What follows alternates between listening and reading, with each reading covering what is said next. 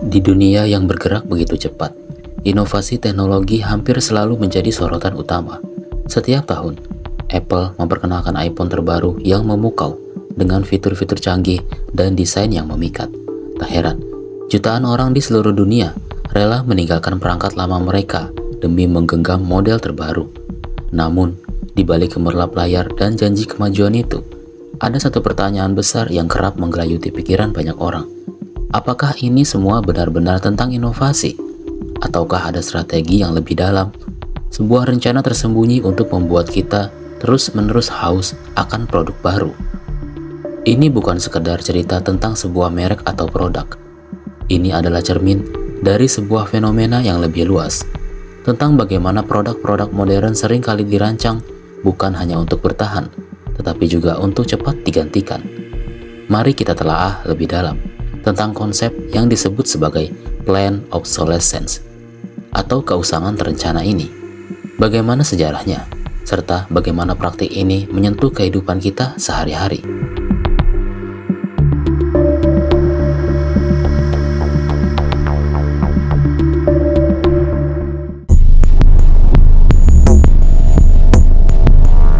Dalam dunia teknologi modern, Apple seringkali menjadi sorotan. Perusahaan yang dikenal dengan produk ikoniknya ini tidak terlepas dari kontroversi terkait praktik planned obsolescence. Pada tahun 2017, publik dikejutkan dengan temuan bahwa Apple secara sengaja memperlambat performa iPhone lama melalui pembaruan perangkat lunak.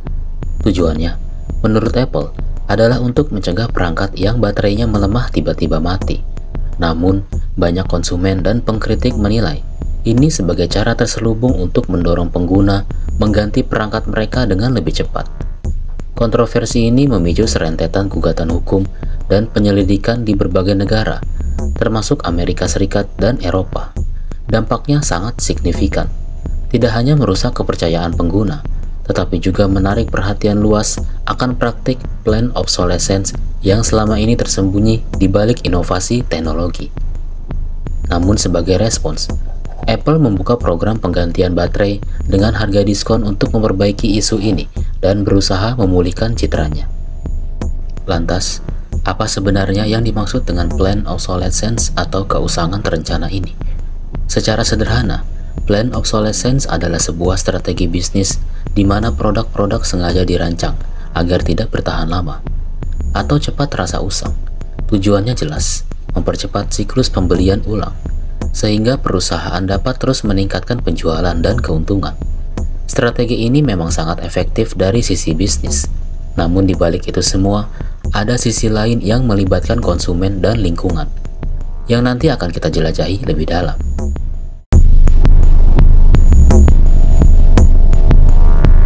Untuk memahami keusangan terencana ini, penting mengenal jejak sejarahnya yang panjang dan berliku.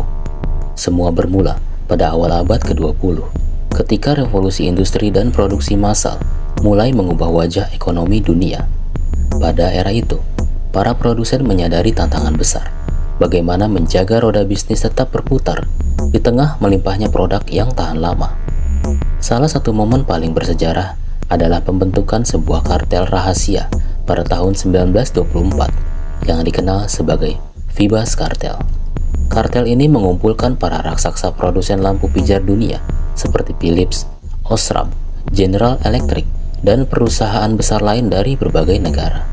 Kartel ini secara terbuka membuat kesepakatan untuk membatasi usia lampu pijar yang mereka produksi.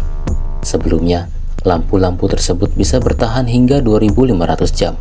Namun kartel ini sengaja mempersingkat umur lampu menjadi sekitar 1.000 jam saja. Tujuannya sangat jelas, memaksa konsumen membeli lampu baru lebih sering sehingga penjualan tetap tinggi. Selain itu, mereka menjatuhkan denda berat kepada anggota yang memproduksi lampu dengan umur lebih panjang dari standar yang disepakati. Praktik ini jadi contoh nyata awal penerapan planned obsolescence secara sistematis. Tak berhenti di situ, praktek serupa mulai merambah dunia industri lain. Pada tahun 1924 juga, Alfred Friesland Jr., CEO General Motors, memperkenalkan konsep dynamic obsolescence.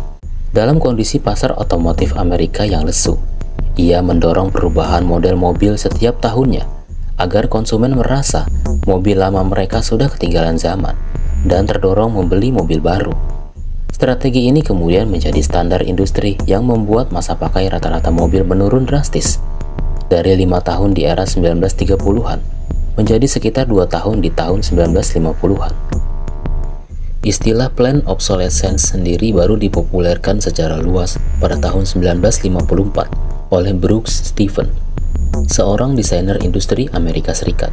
Dia mendefinisikan planned obsolescence sebagai seni menanamkan keinginan kepada konsumen untuk memiliki sesuatu yang sedikit lebih baru, sedikit lebih baik, dan sedikit lebih cepat dari yang seharusnya.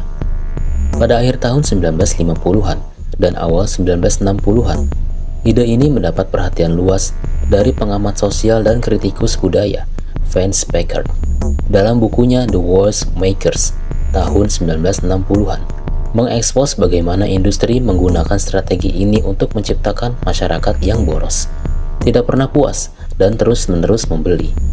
Ia membedakan dua kategori keusangan psikologis yang berasal dari perubahan tren dan iklan yang membuat produk lama dianggap usang, keusangan kegunaan, di mana produk memang dibuat agar cepat rusak atau tidak lagi berfungsi optimal. Seiring berkembangnya teknologi, terutama produk elektronik dan perangkat lunak, bentuk keusangan ini semakin variatif dan kompleks. Meski memicu kritik, planned obsolescence tetap menjadi praktik yang banyak diadopsi untuk menggerakkan pasar dan pertumbuhan ekonomi.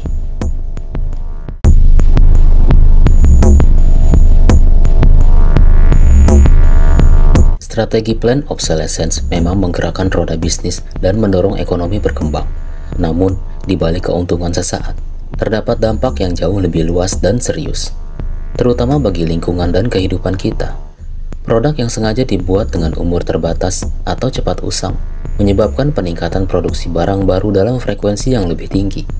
Akibatnya, limbah elektronik dan sampah barang konsumen pun menumpuk dengan cepat. Limbah ini, terutama yang berasal dari teknologi tinggi seperti smartphone, berisikan bahan beracun seperti merkuri, timbal, kadmium, dan bahan kimia berbahaya lainnya. Bila tidak dikelola dengan baik, limbah ini mencemari tanah, air, bahkan atmosfer, yang berujung pada kerusakan ekosistem dan ancaman kesehatan bagi manusia. Selain itu, proses produksi yang terus berlangsung untuk memenuhi kebutuhan produk baru membutuhkan sumber daya alam yang melimpah. Penambangan bahan baku seperti logam dan mineral menguras sumber daya bumi, merusak habitat, dan menghasilkan emisi karbon yang berkontribusi pada perubahan iklim global. Dampak ini tak berhenti hanya pada lingkungan. Konsumen juga merasakan tekanan dari budaya konsumsi yang dibuat tidak berkelanjutan. Mereka harus mengeluarkan biaya berulang untuk membeli produk pengganti yang tidak jarang menjadi beban finansial, terutama bagi kalangan menengah ke bawah. Nilai barang yang cepat usang juga berarti investasi konsumen terasa tidak maksimal, menimbulkan rasa frustasi dan ketidakpuasan. Tekanan pula dirasakan oleh infrastruktur pengelolaan limbah yang seringkali kewalahan menangani volume sampah yang membesar. Limbah elektronik yang sulit diurai dan didaur ulang menambah beban ini, memicu masalah kesehatan dan lingkungan di komunitas sekitar. Semua ini menunjukkan bahwa planned obsolescence bukan hanya soal produk yang cepat rusak. Ia adalah tantangan besar bagi kelestarian lingkungan, kesejahteraan konsumen, dan masa depan planet ini.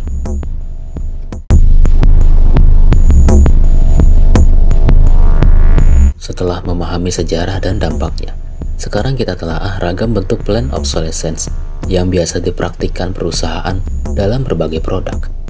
Pertama, adalah keusangan fisik, di mana produk dirancang dengan komponen yang sengaja dibuat kurang tahan lama. Misalnya, baterai pada smartphone yang tidak bisa diganti dengan mudah atau komponen elektronik yang cepat rusak. Ketika satu bagian kritis rusak, perangkat secara keseluruhan menjadi sulit digunakan atau harus diganti baru. Kedua, keusangan psikologis, yaitu ketika produsen mengubah desain, warna, atau fitur produk agar model lama terlihat ketinggalan zaman dan kurang menarik. Kita lihat ini sering terjadi pada dunia fashion dan gadget, di mana tren terus berganti. Meski produk lama masih berfungsi baik, tekanan sosial dan rasa ingin memiliki yang baru membuat konsumen cepat beralih. Ketiga, keusangan teknologi, terutama di era digital, yang kerap datang melalui pembaruan perangkat lunak. Produk lama sengaja dibuat tidak kompatibel dengan update terbaru. Keempat, keusangan sistematik, di mana sistem atau ekosistem produk dibuat berubah sehingga produk lama sulit digunakan lagi. Setiap jenis planned obsolescence ini mempengaruhi konsumen dengan cara yang berbeda. Namun tujuan utamanya sama, yakni mempercepat pembelian ulang dan menjaga kelangsungan keuntungan perusahaan.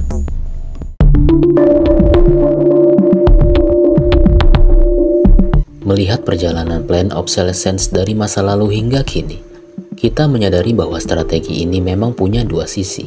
Di satu pihak, ia dapat mendorong inovasi dan pertumbuhan ekonomi. Namun di sisi lain, konsekuensinya terhadap lingkungan, konsumen, dan keberlanjutan hidup kita sangatlah besar. Sebagai konsumen, kita bisa mulai mengambil sikap yang lebih sadar dan kritis, memilih produk yang dirancang untuk tahan lama, mendukung gerakan perbaikan, dan tidak mudah tergoda oleh tren konsumsi yang dibuat-buat. Kita juga bisa menuntut transparansi dari produsen, agar mengetahui produk yang dibeli tidak dirancang untuk cepat usang. Dari sisi regulasi, beberapa negara sudah mulai mengambil langkah tegas. Prancis misalnya, menetapkan aturan tegas melarang praktik planned obsolescence dan memberi sanksi berat bagi pelanggar. Inisiatif seperti hak untuk memperbaiki juga menjadi solusi penting agar produk bisa digunakan lebih lama dan limbah elektronik dapat diminimalkan. Teknologi dan inovasi yang sesungguhnya harusnya memperpanjang usia manfaat produk, bukan sebaliknya. Dunia membutuhkan pola konsumsi baru yang lebih bertanggung jawab dan berkelanjutan demi melindungi sumber daya alam dan masa depan generasi mendatang.